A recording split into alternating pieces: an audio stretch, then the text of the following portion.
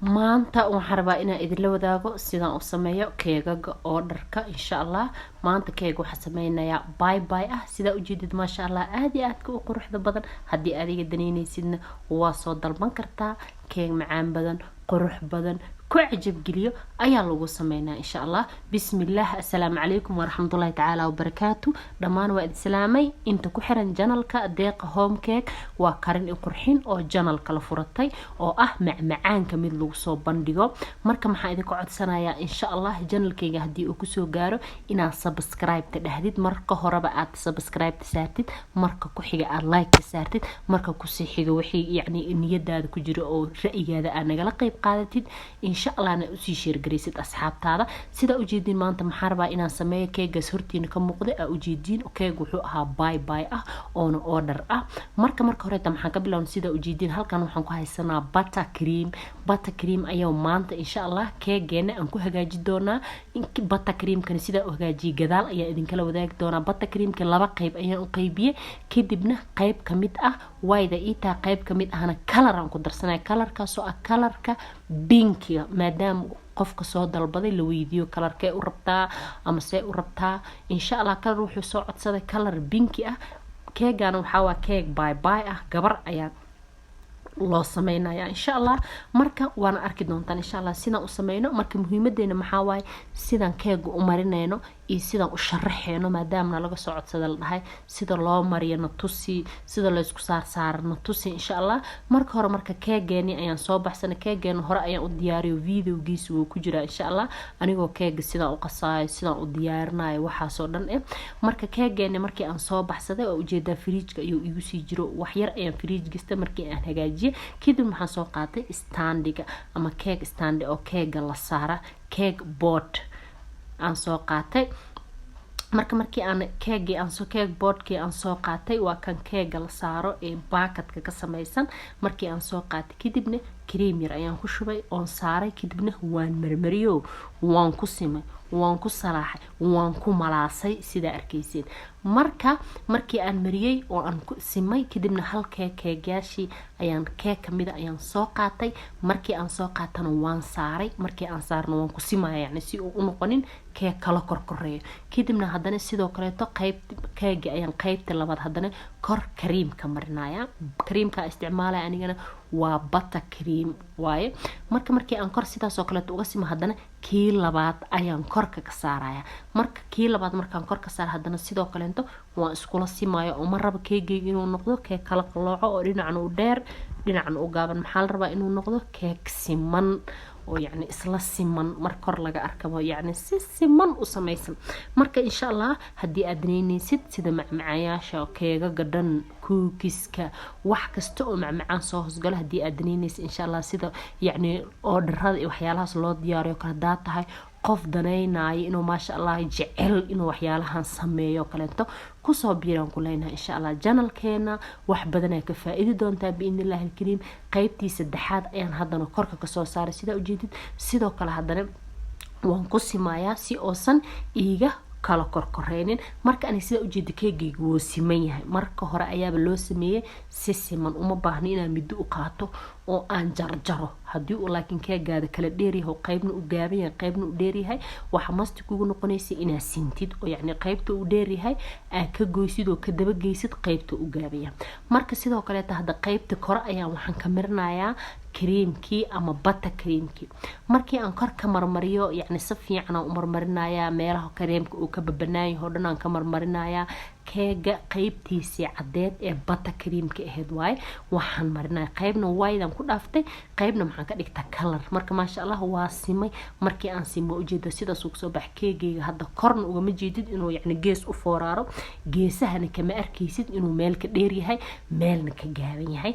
marka maasha allah sidaasoo kale taal rabaa inuu kuugu noqdo keeg siman. haddii aad daneynaysid insha allah sida loo sameeyo keega kareemka loo mariyo, loo qurxiyo, loo buufiyo, loo sharaxo, dhammaan meeshaan ugu imaanaysaa.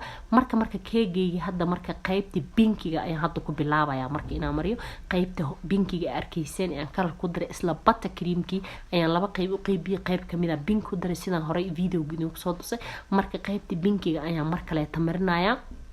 waxaana ku maraya sida ujeedid waa midida lagu mariyo kareemada ama oo la mariyo toortaha iyo waxyaalahaas loogu isticmaalo kareemada lagu mariyo marka maasha Allah waan ku marinayaa si fiican ayaan ugu marinayaa waana isla simayaa maasha Allah marka maxaa idin ka codsanaa insha Allah inaa videoga aragtid like-ta dish ku siisid anagana sidii noogu noqotay dhiirigelin dad badan ay uga faa'iideystaan biidnillahi alkariim marka hore aad like noo saartay marka ku xig hadii aad ka heshay subscribe hadii aad ka heshay share hadii kale commentiga wax kasto maasha Allah wixii adiga ay kula tahay dhiirigelintaada wixii markaas aad u baahan tahay in laga caawiyo hoos ayaa noogu soo qoraysaa biidnillahi alkariim marka maxaa idin leeyahay insha Allah fadlan hadii ay tahay markii ugu horeyso aad soo booqatay channelka subscribe like tana saar una sii share garay asxaabtaada marka hadda sida ujeedid waxaan ku sisimayaa كريمكي مركان كريمكي سيدا سوكلت ugu simo marka maxaan qabnaa hadana waxaan sameeynayaa marka kareemka si oosan u yeelnin meel kala koreyso sidii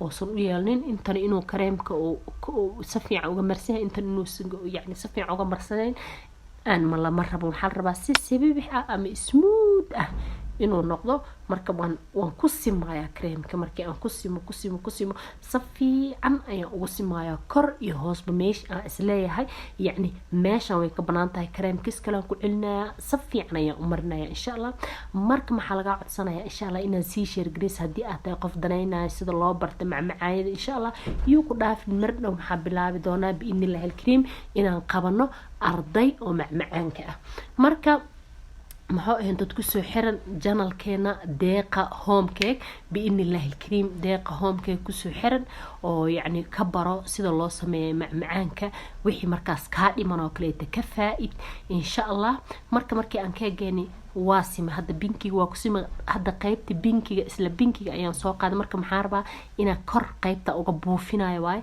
إنا كلر كوحير كبدل سبته وحد إسكو كلر نقدر قروح مصوصرة وحير إنا كلر كبدله كلر أو حنكو دراية جدود أكيد بنوانكو قصايا سو يقول نقدر بينكي داك أكيد هروحو هالايت إن شاء الله أكيد بنوحو يقول صوب حسنا كلر هانتيسة وبينكي أو يعني أو داك كيد نمحان بالله إن شاء الله إنا نديار صدو يعني كي أنكو بوفين لها كيك محان سوق قادنا بيبين باك كيد محان سوق قات جلاس كر أيان كجلية كيد محان جلنا يا يعني نقشدي أنكو بوفصل لها أفكي مركز إيد ديار سنة أنربي كيد محان بالله يا إنا أفكا يعني أساسي الإسلاس من أنتي أو يعني نقشد يقصو بحي كرتو عفوا أن أجرو marka maxaa idin leeyahay insha Allah hadii aad daneynaysid inaad baratid macmacaanka kee af Soomaali ayaan idin kula hadlayaa insha Allah dad hadda oo Soomaali oo soo geliya ma arkin kaliya maxay soo geliya cuntooyinka isqurxinta waxyaalaha soo kaleento ka faa'iideysta insha Allah maanta maxaa idin la wadaagaya keegaas sida u jeedin insha Allah